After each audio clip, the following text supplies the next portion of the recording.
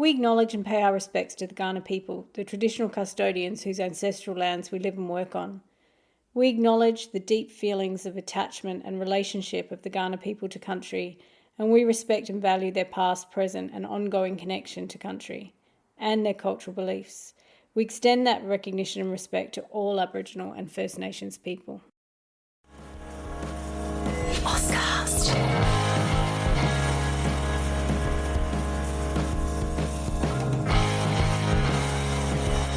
Amy And is a podcast that explores all kinds of bookish things, and that can include some pretty adult content. So please be aware that some of this content will be not safe for work or for young ears, and be careful who's listening when you are.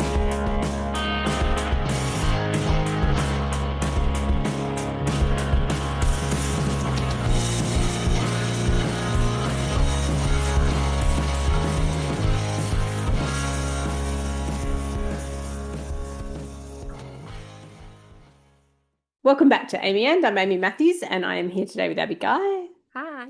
And Justina Ashman. Hi. And we are continuing Life Writing Month. And as we said at the top of the month, none of us are experts in life writing. So we're really lucky today to be joined by an actual expert, Dr. Emma Maguire, who Justina and I know reasonably well because she was originally at Flinders doing her PhD. She's now an academic at JCU, and she publishes a lot on various forms of life narratives. And as we're going to see when we have a chat to her, those are a lot more complicated than we think. Like, there are so many different kinds of life narratives out there, and Emma has written on a lot of them. If you're curious about her, you can pop onto the JCU, Sir James Cook University webpage for Dr. Emma Maguire, and you can have a look at all her publications. She's just a lovely person, very has this capacity to say really intelligent things in ways that everyone can understand, which I really admire. So we're about to head over and talk to Emma. Thanks for joining us today, Emma. We're so thrilled to have you. Thank I haven't seen you for a very long time, but so Emma you were at Flinders when I first went to Flinders doing your PhD, and I have to say you feel like you're in the fabric of Flinders. I still think of you when I think about going into work. So I was wondering if you could give us a bit of background on your work, because I know that you did your PhD in this area, but then you've gone on to do lots of exciting, interesting things, and you collaborate with a lot of people and you do a lot of different projects. So I was wondering if you could tell us about your experience with researching life writing. Absolutely. So I started my academic career at Flinders as a PhD student, and honestly, it was one of the best times of my life. Not only for, I think, the research experience, obviously intellectually incredibly satisfying, and we had a really big group at the time of life narrative scholars, kind of generated by Kate Douglas and Kylie Cardell, who Kate Douglas was my supervisor, and then Kylie eventually ended up coming on as my secondary advisor. But they built a really, really amazing community, and so we're really kind of the biggest concentration of life narrative scholars at any one university in the country. And so it was really, really lucky time, I think, to do my research at Flinders. Just in terms of like a personal experience as well, I think for those of us when we start a PhD, we're completely different at the end of that process. So yeah, my PhD research was on digital autobiography, actually, by girls and young women. So I was particularly interested in how girlhood is constructed and performed in digital spaces. So I remember when I first started, I was looking at too many ranges of media. I was interested in blogs, online diaries. I was interested in cam girls. I also really delved into zines and ended up going down this rabbit hole into zines and kind of the relationship between zines and online diaries through the work of one particular zinester, Alex Rack. I think I was most interested in and kind of called to that arena because I was interested in at the time. So this is like mid 2010. So I started my PhD in 2012, finished it in 2015, graduated 2016. And at that period of time, the digital realm was really, really different to what it is now. I think now it feels quite hectic. It feels like maybe a bit of a dark place. Whereas I think in this era, there was this kind of trend towards self-representation as a mode of engaging digitally, whether that was through vlogging or blogging, or social media, which was still kind of new back then. Yeah. And I remember going to see you give a paper where you were first sort of starting to talk about social media. And it just feels like it's gone at breakneck speed. Like you blink and suddenly it's a new world. 100%. Yeah. And I think it was really interesting time, I think, to be working in that area and just seeing things change so quickly. But I think that it's still true that when young women in particular represent themselves online, it's contentious. People don't like it for some reason. They want to pick holes in them. They want to tell you this is not your space. Go somewhere else where girls are kind of to be seen and not heard, essentially. And I was so interested in kind of the young women, girls and young women that I was seeing around me representing themselves and saying, no, I'm going to take up space. This is who I am. And it was through, in a way, I was interested in the way that they were actually consciously shaping those representations and how they presented Mm, themselves online, um, in a way that I think, I don't know, sometimes we just see it and we think, oh, it's automatic, right? The person that I'm seeing yeah. on the screen is the person. But that's such a small part of it. And through this kind of process of mediation and mediating the girl self, I just became really fascinated in and actually quite enamored by girls as I think leading the charge really in this era and in every technological shift beforehand. Since digital technology has been around, it's girls who are the innovators and they're doing it to self-represent. And people are interested in taking cues from that initial work, but they're often not valued for it. So I think that's That's really interesting. Do you think there's so many questions I have. Like one is around the shift in girlhood from millennials to Z's, like that they're different digital natives, right? And then I was thinking about Taylor Swift and that girlhood that persists into adulthood. And then I was also thinking about a world now we live in where we've monetized those constructions of girlhood. So I don't even know where to begin with any of that. But if any of that snags you're interested, you want to talk about. all of it, all of it. Yeah, I was really interested, even at the time, like the monetization of the self and the what I ended up kind of looking at as the commoditization of the self Yeah. was really quite new. It felt like when I was researching that, I was like, oh, this is a bit hot. Like people haven't figured out how to do this yet.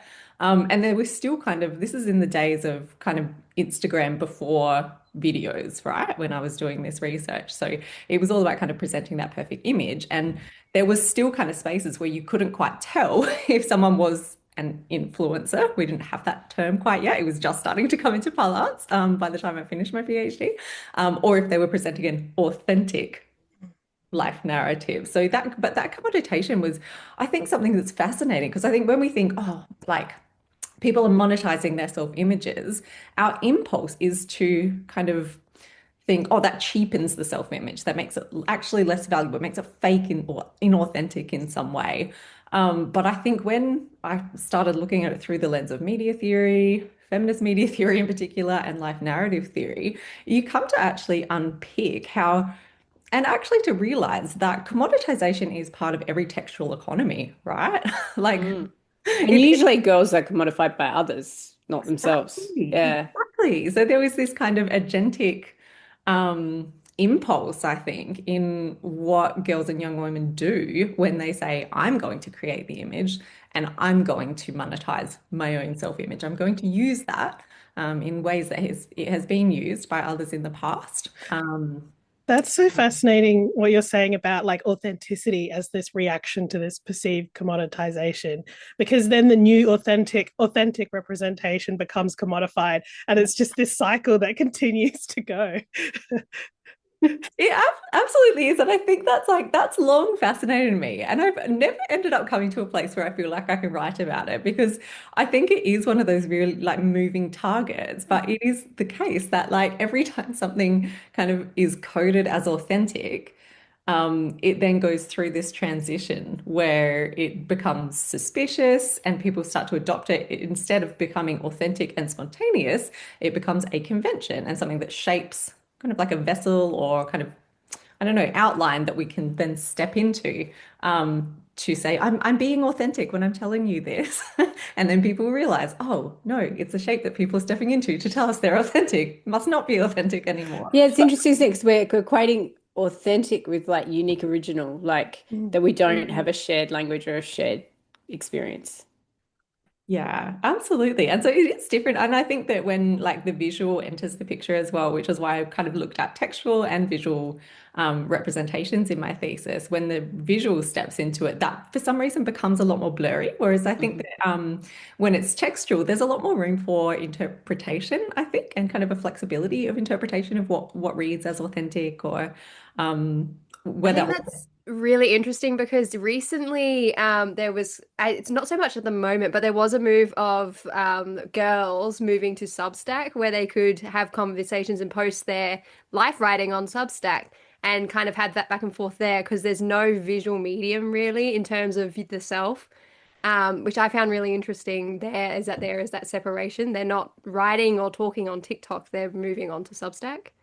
So is that almost like a kind of, it's like Substack is like a retreat, like you're like, Yeah, oh, or they're retreating to like just classic blogging. Yeah, that's what I was about to Yeah. say. That sounds like going back to blogging. Like, yeah, yeah, it Mm. reminds me of like Live Journal and those. Yeah, pull yeah. one out for live journal. I wanted to oh, Abby was No, literally you about to go, speak Jesse. because I still haven't. The I wanted pot to is still point baking. I wanted to point to Abby because Abby's research is looking at online spaces and girlhood and how it's interacting with men in online spaces. Oh my Um, gosh.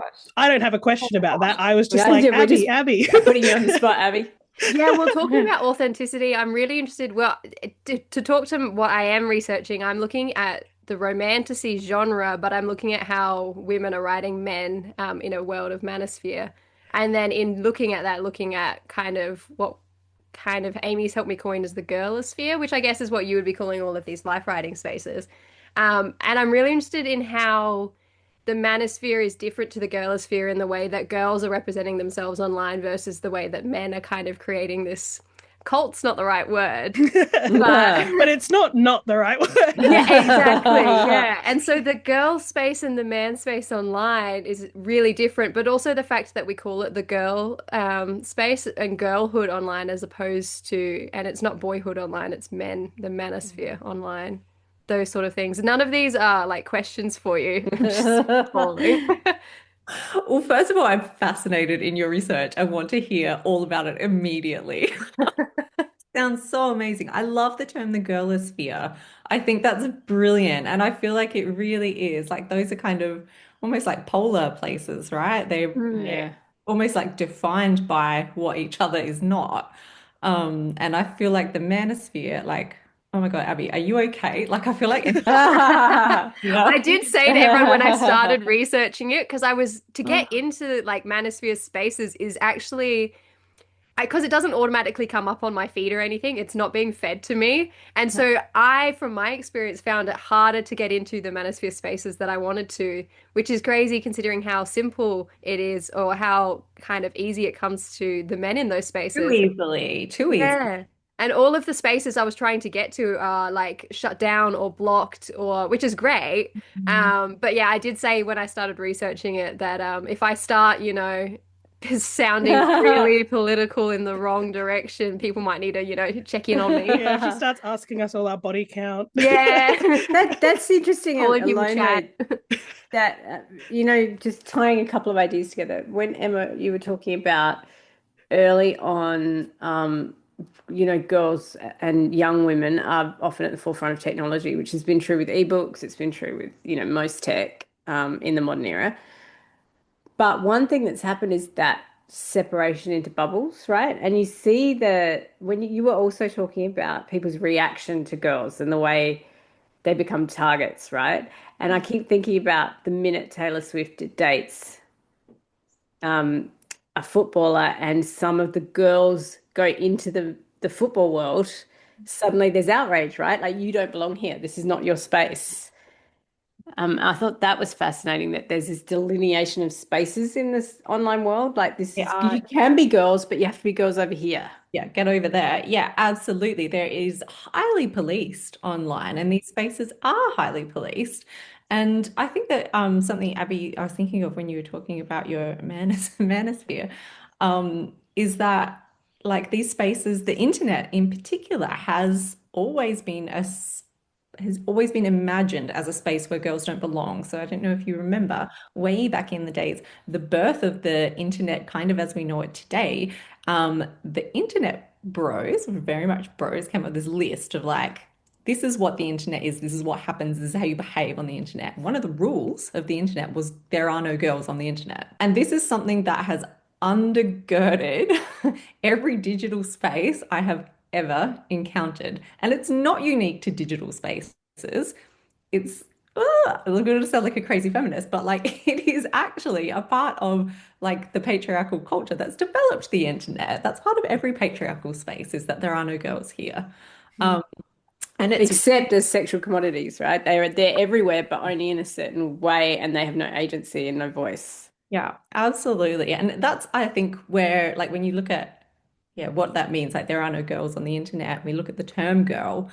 And it's like it can have different meanings. And I think in the girlosphere, it's like a subjectivity, it's a subject. In the manosphere, it's an object.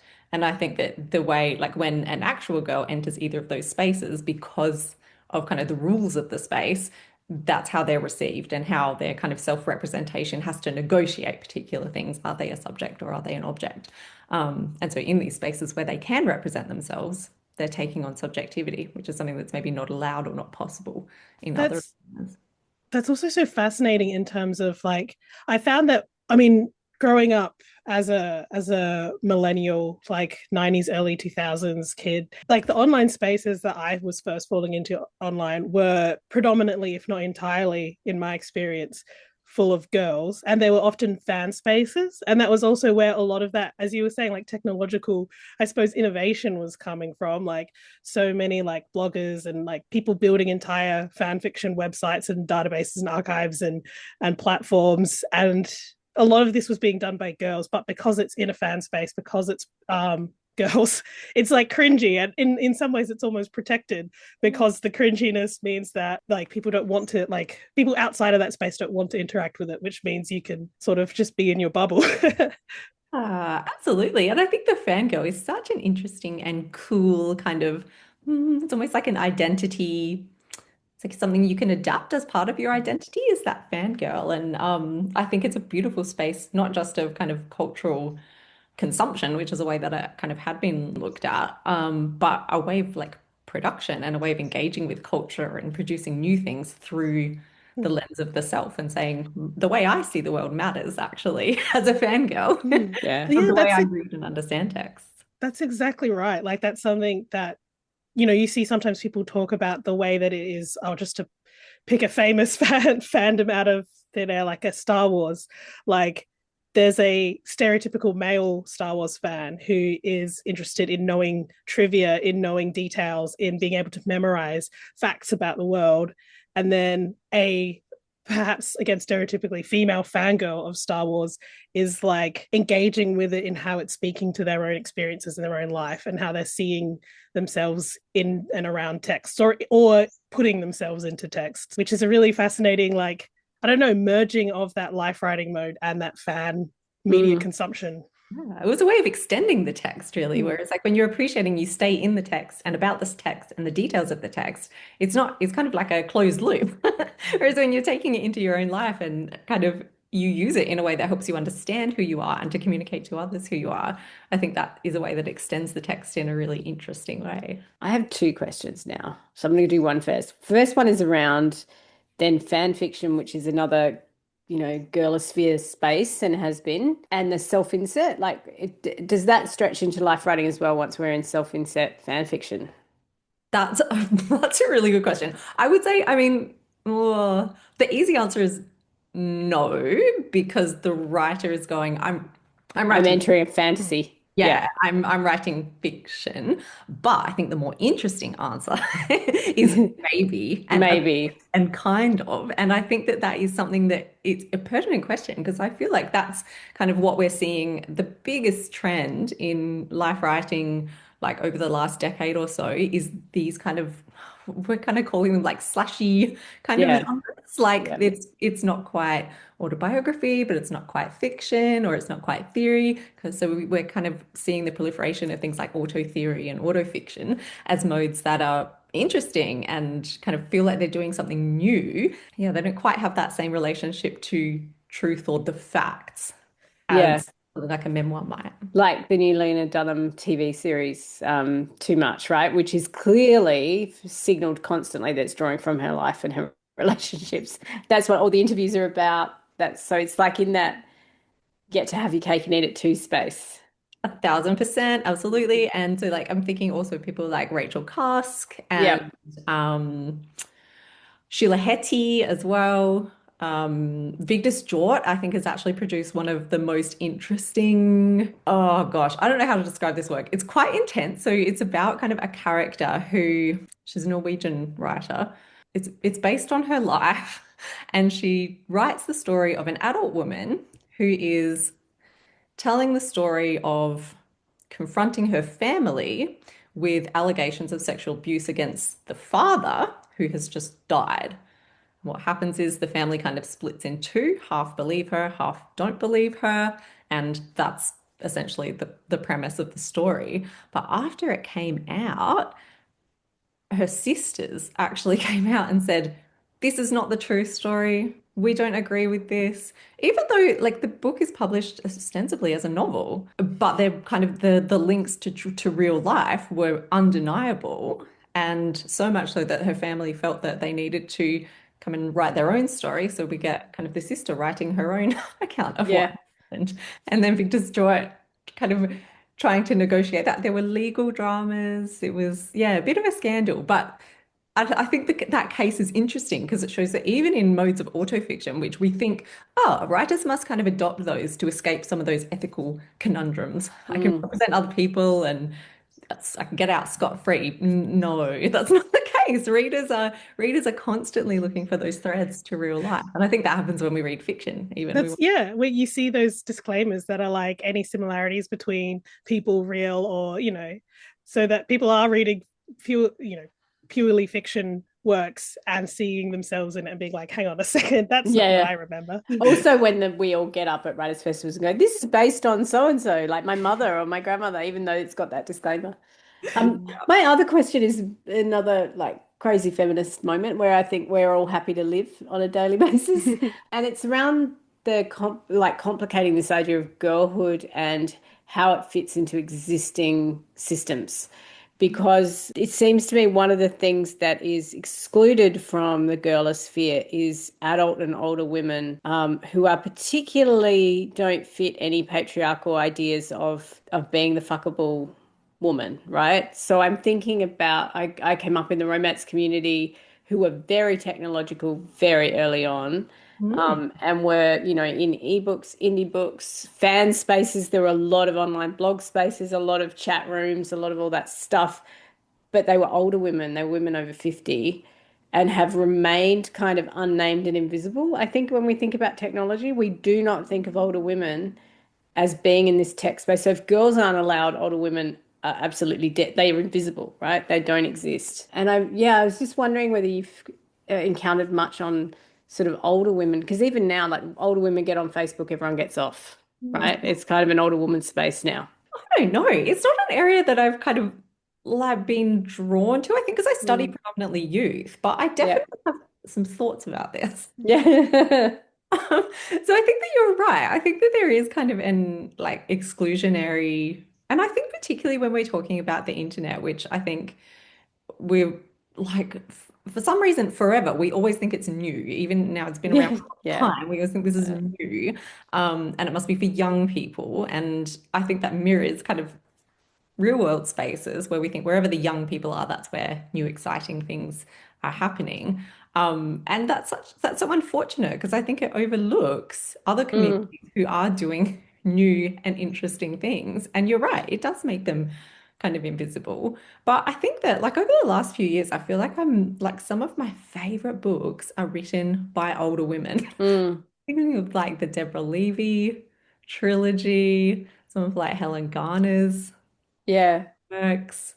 I just love like, and I love like older women writing specifically about womanhood. Yeah. I think that's one of my favorite genres at the Because moment. I do think there's still a thing about power belongs to youth with women, Mm. whereas with men it doesn't. Like, in fact, one of the things, the manosphere culture is upset about is they're young men who don't have power. right? But then what is the power of girlhood? Like, how are they constructing it themselves? Sorry, Justine. Oh, this might be a tangent, but I've That's also fine. just been wondering if part of this is coming from like increasingly people having to tie their real life self and real life identities to their online self and online identities. I feel like when I was growing up, at least a lot of the online spaces I was in, because I was reading fan fiction and reading live journal blogs, I was really fascinated with like most of the people I read were like older, I would say mid 20s and up, including into like 40s and stuff. I was reading people's fan fiction and blogs and writing from that, and I always felt cringy about being young. I was like, I was a serial lurker because I was like, I didn't want to be visibly a teenager online because I thought that was embarrassing. But I feel like now there's this policing around intergenerational friendships. There's a policing around And relationships, communities. that whole thing about what age gap Yeah. is too big. Yeah. Yeah, and it's Because like my best friend is 16 years older than me. Like a I had significant. lots of friends older than me when I was younger, but and now you would say a sentence like that, people would be creeped out by it. I don't know. It's weird, but I feel like as well as more you become attached to a real self online instead of a constructed online self. I wonder if that impacts it at all. And what a text, like Emma, your opinion on that text versus image. Like I think back when it was more text based, it didn't matter what you looked like or what your age was. Yeah. People couldn't really tell. Whereas now the curation of image, and like you said, with feminist media scholarship, is like we have an existing language that is based around consumption of the female body, right? Yeah, I think that a couple of things come to mind. So I'm thinking of when you said talking about kind of the text-based versus image-based, and then kind of those older instances of the internet. For some reason, what popped into my head were those awful chat rooms that we were all on when we were too young to be on them. And the first request, like the way you would open a conversation, was A/S/L. What's your age? What's your sex? What's your location? And I'm certain that It's those so dodgy now. Like, can you imagine saying to your 12-year-old, put up your age, sex, and location the minute you get on? like I'm certain those spaces were filled with pedophiles. Yeah, We I'm were sure. all in such danger. But I saw this TikTok recently, and it was a girl going, "Oh, like yeah, we were in these chat rooms which were like full of pedophiles. Yet somehow I've never felt like that was one of the safest spaces I've felt in my life because there was somehow this kind of distance, I think, and a detachment from reality that gives Yeah. There was illusion. no sending photos back Yeah. then. Do you know, like I think because I it think was that was so too slow. text. The technological limitations Yeah. could not send images. Yeah. So I think you did have a lot of control, I right? feel like I grew up through the transition of everything being text based, and also to the point where like I don't know, I'm sure people still do it, but the education was so strongly like, don't use your real name, don't use your real age, don't use your real location, never put a photo, like don't put any actual traceable information about yourself online. Mm. And then with social media, I think it turned very quickly from that to people Meaning going where out they one live, night. where? Yeah, Yeah, or that's like right. they'll go out with their friends one night and then immediately post online an entire like 60 photo album of all the photos they took. Yeah. And it's Or they're just like, actively yeah, posting while they're in that location Yeah. yeah. and tagging said location. And people posting their kids' photos from Mm. birth and yeah. Yeah, well, I think it's because there is that kind of, I don't know, like during that time when social media began to take off, it was and began to be normalized, was a kind of a like it happened quite quickly that we found mobile technology. And so the internet Mm, was with us when we were everywhere. And it mm. felt very like there was this almost like rush of excitement, I think, within the culture of kind of this reporting from the field almost. And it was this idea that the internet wasn't some other place. It was becoming a lot more enmeshed with our lives. And so I think, Justina, you're right. There is kind of something that happens with how we conceive of our identities, not necessarily the identities themselves, but how we understand them as either attached to or some in kind of some variant proximity to that kind of representation online. Is that us? Is that a part of us? Is it an authentic representation of us? Is it just us? Do we think of it as, yes, online me is just me?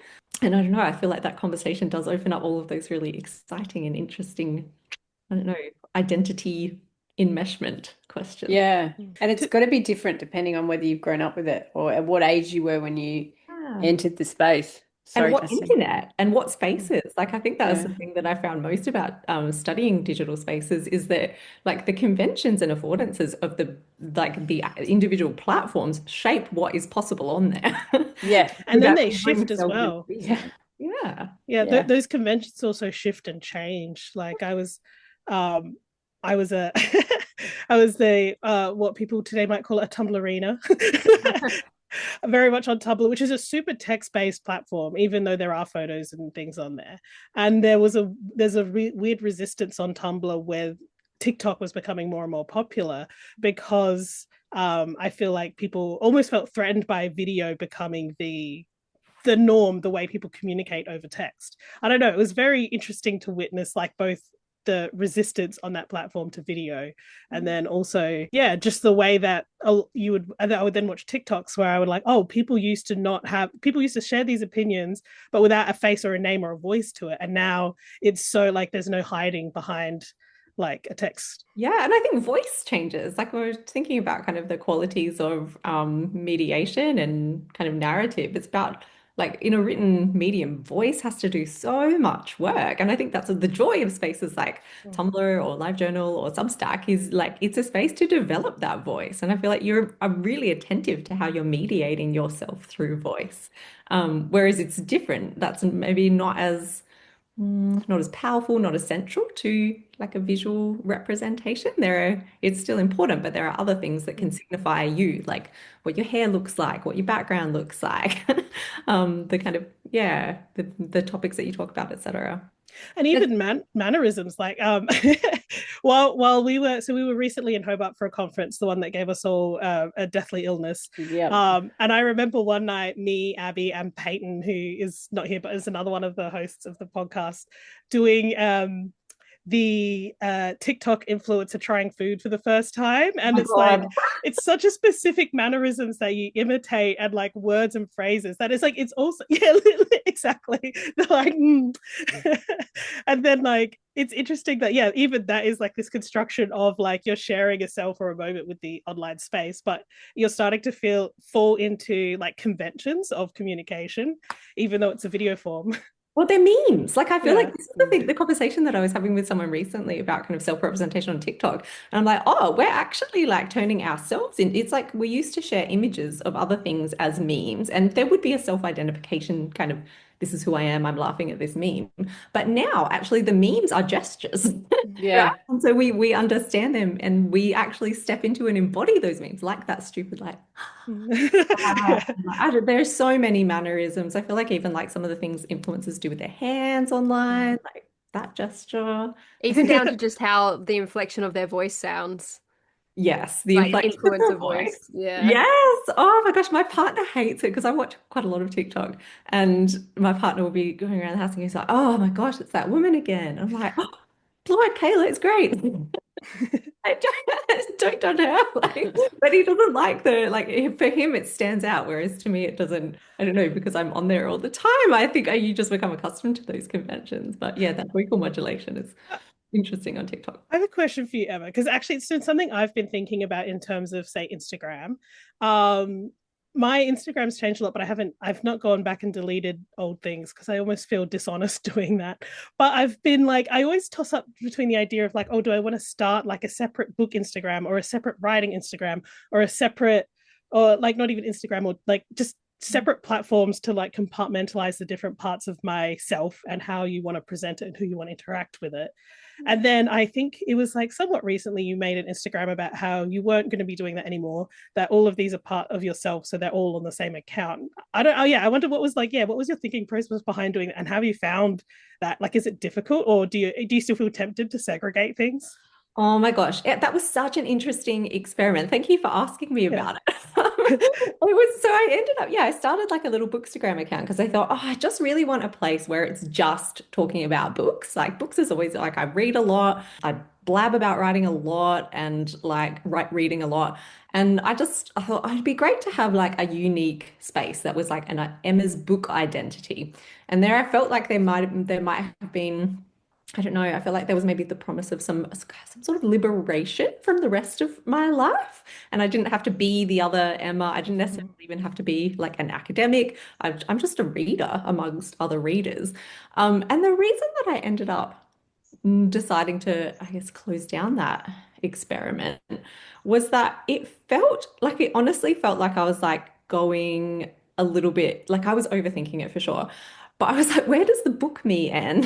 Where does Emma Reed's end? And where does the rest of Emma start? And I wasn't quite sure. It felt like, I don't know, it felt almost like a part of me had been taken out of me. Yeah. But see, this is interesting because I do wonder how generational this is too. Like this sense of this quest for an authentic, integrated identity, right? Whereas for me, I feel like I don't always feel comfortable in the online, like on my Instagram, because I know it's my professional Instagram and I can't put up like I don't feel like I want to give the entire world access to my private life. Or even I want to keep some things that are just mine because you feel like a lot gets taken from you or you're sharing a lot with the world. And maybe that's okay that not every single person needs to have access to every facet of you. Do you know, like at work, they get one bit of you, family gets one bit of you, but that does feel like a anxiety, maybe like a contemporary anxiety. And I do wonder about, we'll go back to Taylor Swift, like now that she's getting married, when she becomes a mother, how's that going to change her identity that we're also into? Like everyone has these kind of almost fixed identities now.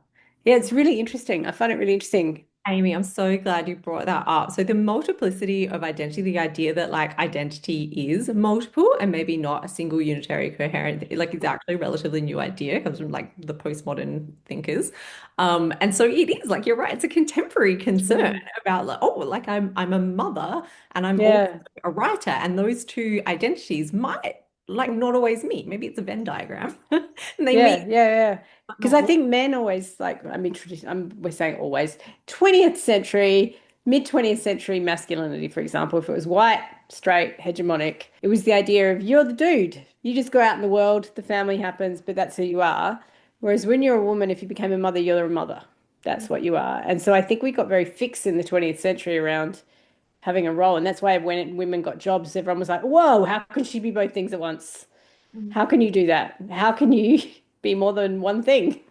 So yeah, I think it is really interesting watching us on even the tiles, even if you open up an app and you see all the tiles of like this idea of how I curate them so that you get the best sense of me, right? Like there is a best sense of me. Oh, yeah. And there is, and that has always been a part of like being in public, and particularly for women and young women who are visible in particular ways.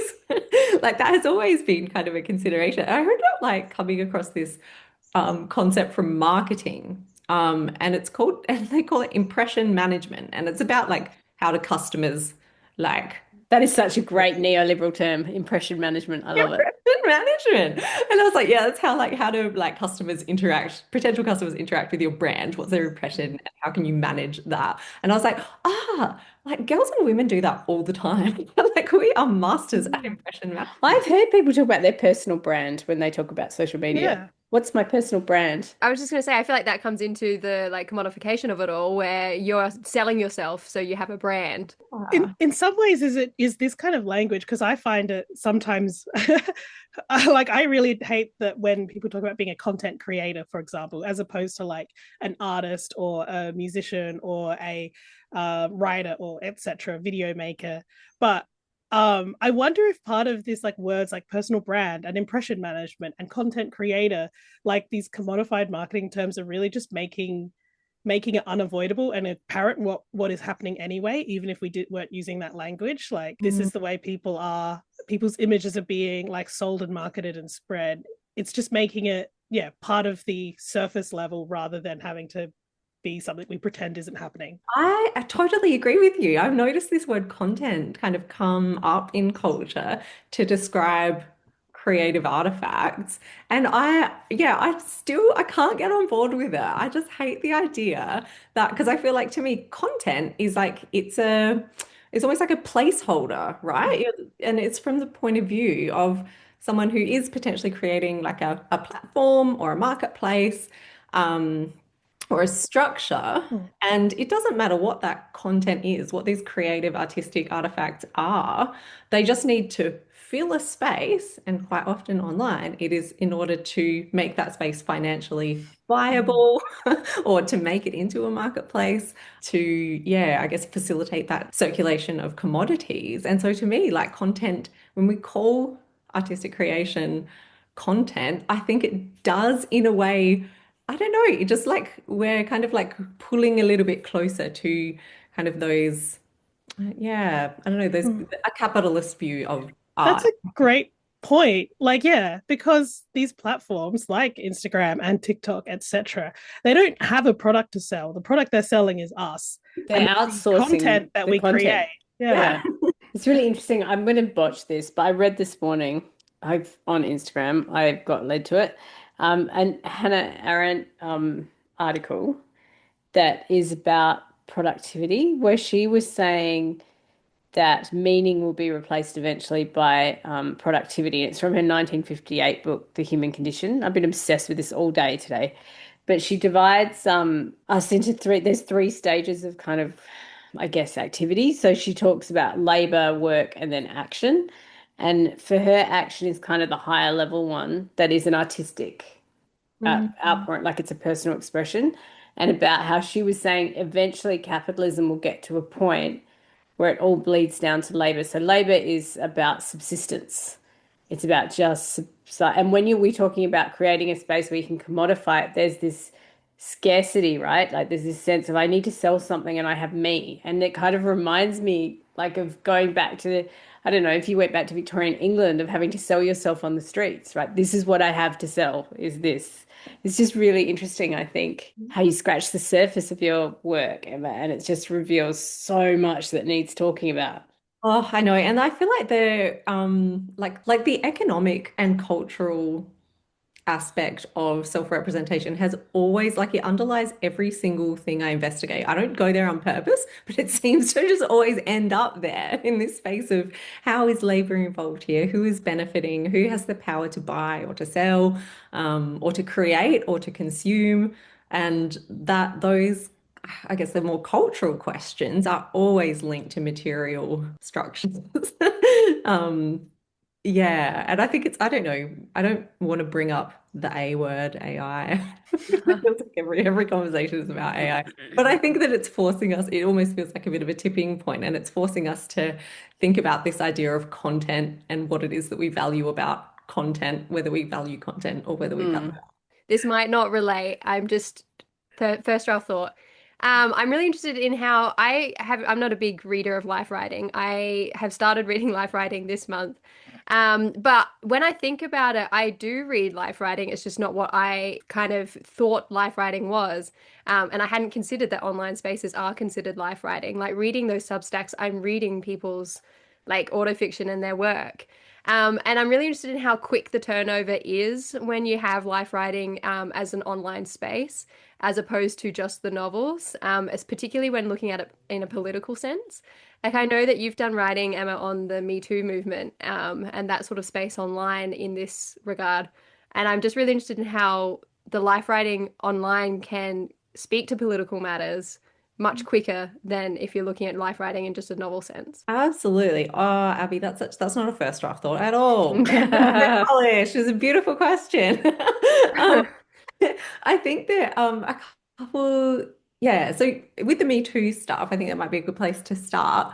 So yes, the immediacy, and I'm thinking of as well, I might just pick up on kind of the like terminology, which I don't know if it's useful or not, but as scholars, we kind of have a like too fussy use of kind of various terminologies like autobiography, biography, life writing, life narrative. And so it can sometimes be helpful to think about kind of self-mediation as one kind of autobiographical engagement, life writing as anything that kind of does kind of pick up on the written form, autobiography as kind of emerging from the self and speaking of the self, biography as potentially one person speaking about another person or life.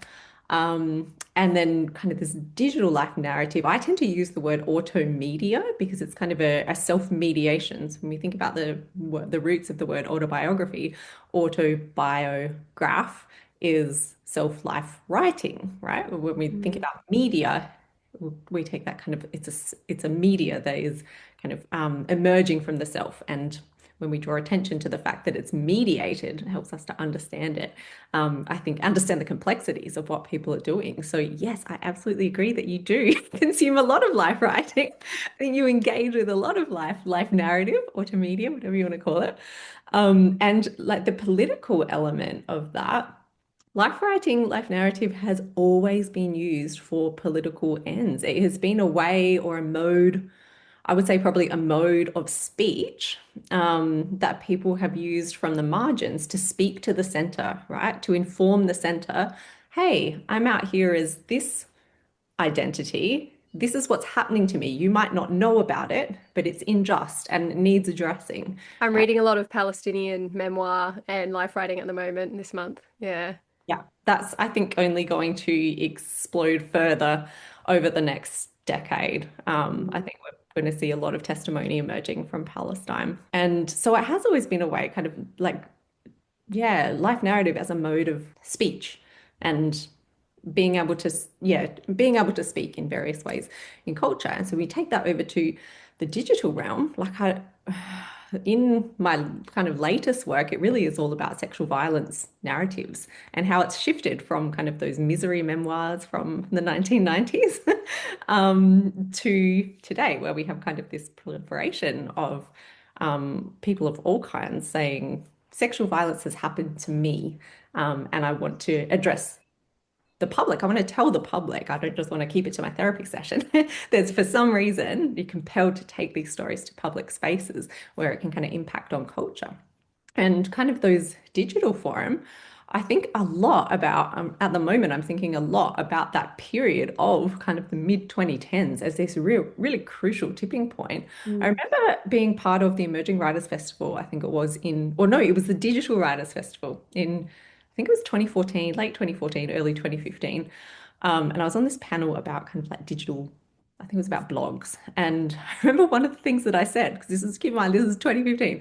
I remember saying, we were talking about feminism, and I was like, one thing that I love about, and will always remember 2014 for, is that it was the year when saying I'm a feminist became okay. Like it became cool to be a feminist.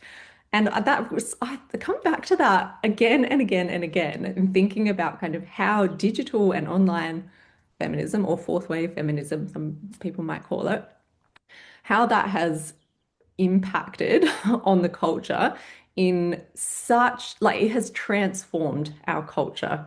And it's because of the internet. And like you say, Abby, that kind of rapid transition, but also like thinking about space. Like I remember like we'd be reading like personal testimony by people from the other side of the world the day after they'd submitted an article on Mamma Mia or Jezebel or whatever it was. And that mode of the personal was key to that era and how feminist change has been brought about, and honestly led by trans and Black women doing this feminist work and pushing that culture forward. I was thinking the writer I think about as being very like of that feminist, making that feminist writing so much more, I guess, acceptable is Roxanne Gay. Roxanne Gay. yeah. Who was, and just like engaging with pop culture and feminism in this really open and unapologetic way, while also accepting that it's difficult to do anything perfectly. Yeah, absolutely. And I think that was like when, I don't know, like call out culture came up, and that has kind of, the movement kind of had to negotiate with that and what it meant for feminism and a feminist identity. And I think it's resulted in like the demand that feminism is opened up. White feminism isn't feminism. The demand that if your feminism doesn't speak for all women, and actually I think all people, if it doesn't aim to make life better for all people, it's not true feminism. And that is only an understanding that's become common because of those people who were working, creating content throughout that era that became viral and spread everywhere and completely changed the culture. And I am arguing in my new book led to Me Too. And that's where And that's where I guess that movement kind of crested, and all sorts of things have happened since. But it's still there making change. Yeah, I mean, that's interesting thinking about how these new media, right, whether it's the printing press or the internet or TikTok, are ways that people can share information, and they're always political then. They're always like forces of change in some way or another. Absolutely. And I think the self has such an interesting place in relation to that kind of impulse towards creating change. And I'm always really interested in kind of the demand. It's almost become a demand now, I think, that like lived experience has as a form of proof or authority to speak on a particular issue. And I think in some ways it's kind of maybe given too much weight. Like, you can't speak on anything you don't have personal experience on. I don't necessarily agree with that, although there are important reasons why we need to examine who's speaking, why and about what, and what are they saying, what authority do they have to speak. But I think that like it's interesting and fascinating for a life narrative scholar to see lived experience as something that gives you authority to speak in public. And I think that that's like another condition of our kind of our age. I think that that's something that's kind of ingrained in the culture at the moment. Can I do a quick pivot? You can. We've got time for one more topic. Back to something that you mentioned a while back, like at the start, about zines. I'm really fascinated with, and because I have a big love of zines, and I remember attending a workshop at the Emerging Writers Festival on autobiographical zine making, and I do think zines are weird in the way that they both can like really resist this commodification, because one of the things I love about them is that they are so unapologetically niche, and at the same time, they are experimenting in online spaces and in digital spaces simultaneously as being this like throwback to a pre-online like print culture. Yeah. Anyway, that's not really a question. Tell me about zines. I have an answer. So I have to say, I am not the expert on zines, but I have done some work on zines. So I have one of my PhD students at the moment, Bianca Martin, is very well-known author of her own zine, and very well known as a big part of the zine community in Australia. So she is another fantastic person that you should get on your podcast to talk about zines. And also the life narrative scholar Anna Paletti, whose work has informed mine in so many ways. They actually started out as my secondary advisor for my PhD before, I don't know, changes happened at Flinders, I think, administrative ones, and I had to have someone who was an internal secondary advisor. But Anna Paletti has done some amazing work on zines. And I think that the thing that sticks with me about zines and why I'm always still drawn back to them is just the kind of the effect of the text. So these little like handmade things that can look any type of way and can say literally anything, can be authored by anyone, have absolutely no money-making agenda. They're literally just these kind of avenues for experimentation and what can I make. So I'm like always interested in the material culture and kind of how the effects of these, like we see, like they use the photocopier in interesting ways. They use like even kind of digital elements and artistic elements, and kind of how that kind of material artifact can kind of come to stand in for a self. Like, I know, Justina, if you've made zines before, you know, when you make a zine, it feels like putting a piece of you out into the world in the way maybe taking a selfie and posting it online does not. And there's something about, I do make zines, and there is something about the experience of how zines are distributed that I find is so like unavoidably linked to the self. So I've done a few zine fairs, and it's incredible the way that people will talk to you about your zines. Like, and I don't even mind if they don't buy anything. They'll pick it up, they'll flick through it, and then they'll share an experience from their life that your zine reminded them of. I had a zine at the last zine fair I attended called "Instead of Preparing for the Zine Fair, I Had a Dental Emergency." And it was all about again, a dental emergency I'd had instead of being able to make a new zine for the zine fair. And I just whipped this together the night before on a single A4 sheet and photocopied it that morning. And then so many people would come and talk to me then about their dental emergency or their friend's dental emergency. And I was like, I don't know what I expected when I made this zine, that I would be hearing people's dental horrors all day. But it was actually weirdly like delightful that so many people will then jump off of your sharing of yourself to share themselves. Absolutely. And I think even when zines aren't directly personal, like that might be about a topic rather than telling an experience from my life, there is something in the way that we receive them and the way we understand them and the way that they circulate that is personal. And I think in interesting ways is like a bit anti-digital. And so I think that's yeah, I don't know. We could talk a long time about zines as well. Yeah. Running out of time. We should definitely do a zine month, I think. Emma, thank you so much for joining us. I feel like we didn't even scratch the surface, really. We could talk for hours, but hopefully we've whetted everyone's appetite, and you can go look up Dr. Emma Maguire and find her work. What's your latest thing you published? Have you got an article or a book? Yes, I've got an article out at the moment. It's just about to come out, like in the next few days. Oh, I think. perfect. We'll Yes. post a link if you want. In the AB Autobiography Studies journal, all about activism. Oh, excellent. That sounds amazing. Okay, so if everyone wants to go look up Emma, you can find her at JCU. You can go look up her page and see everything that she has published. We'll try and put a link on Insta so that you can find her. Thank you so much for joining us, Emma. Yeah, thank you. Abby and Justina, thank you so much. It's been an absolute pleasure. Well, we really could have filled What 3 a hours. delight. Yeah, we could have filled 3 hours there. Everything she says, it's like, oh my gosh, it just sparked 5 more thoughts. Yeah, I do think there's stuff around, like we didn't really get to dive into, like it comes with its own hegemonies, right? The girlosphere, and the minute you set up conventions, they become calcified a little bit, and people are always left out. I really wanted to bring up the term thought daughter as well, because the current online like girlosphere that breaks into Substack, they often call themselves thought daughters, which kind of indicates that they're the daughter or they're the child or they're the one in the family who has these deep thoughts and this deep thinking, and they're a thought daughter and they need to put these thoughts out into the world, but they're all writing the same things, and it's very interesting. Oh my gosh. I'm just so sorry. I'm just so constantly, as an older woman, astonished how older women are just like pushed out the door constantly. I was going to say that thought daughter is, it sparked 2 thoughts for me because I'm a thought daughter. No, Yes, because yes, we're it's like all thought daughters. I'm a thought mother.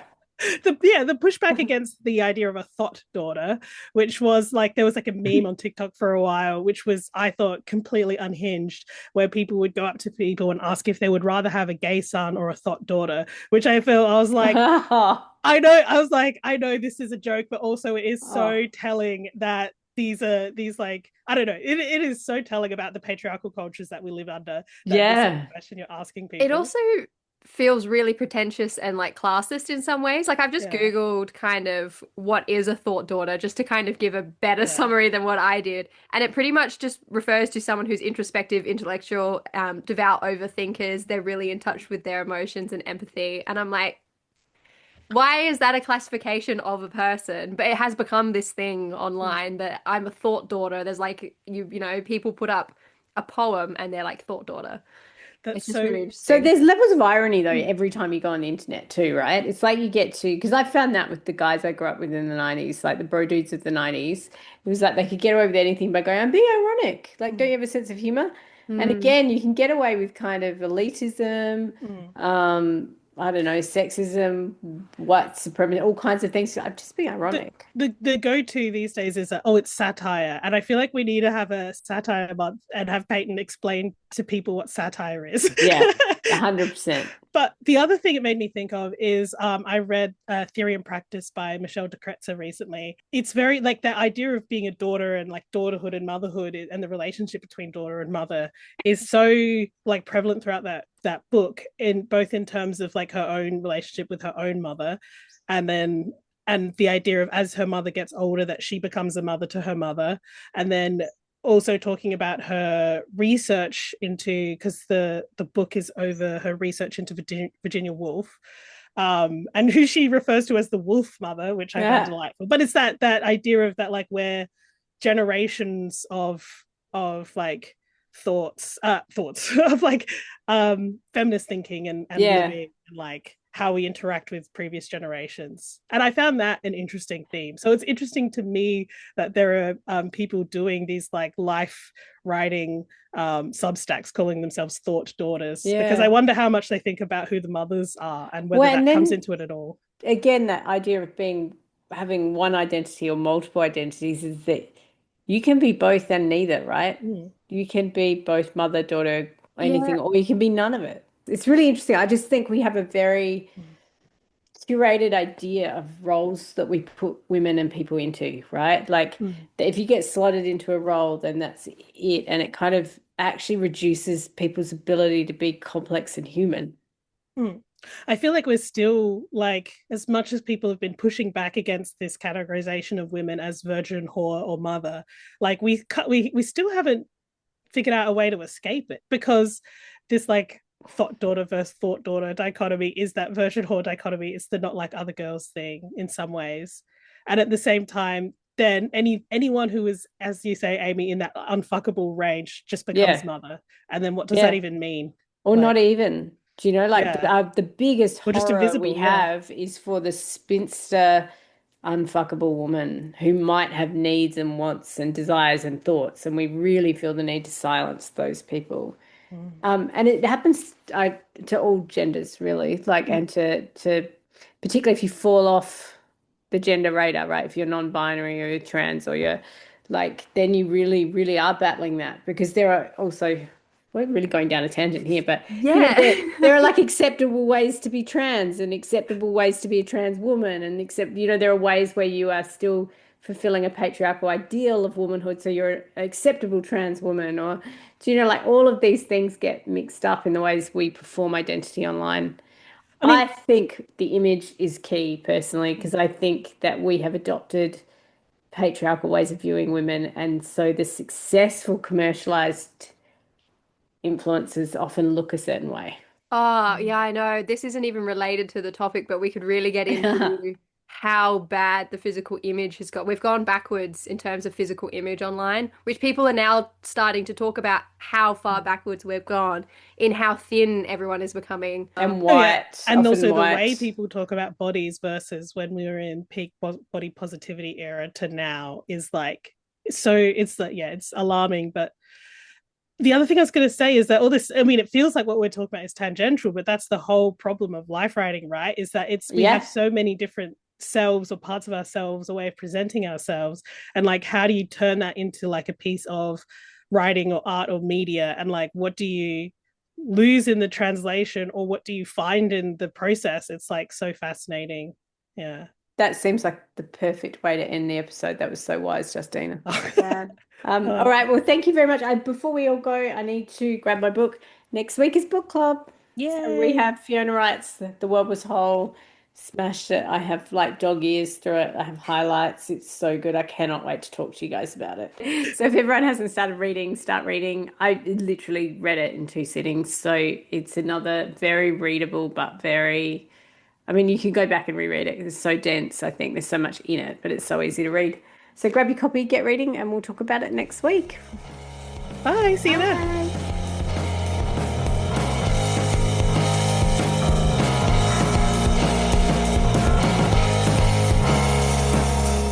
Amy And is hosted by Amy Matthews, Abby Guy, Peyton Hogan, Justina Ashman, Harry Stewart, and Millie Heffernan. This podcast is recorded on Gardenland with music by Anthony Wignall and Mass Wisteria.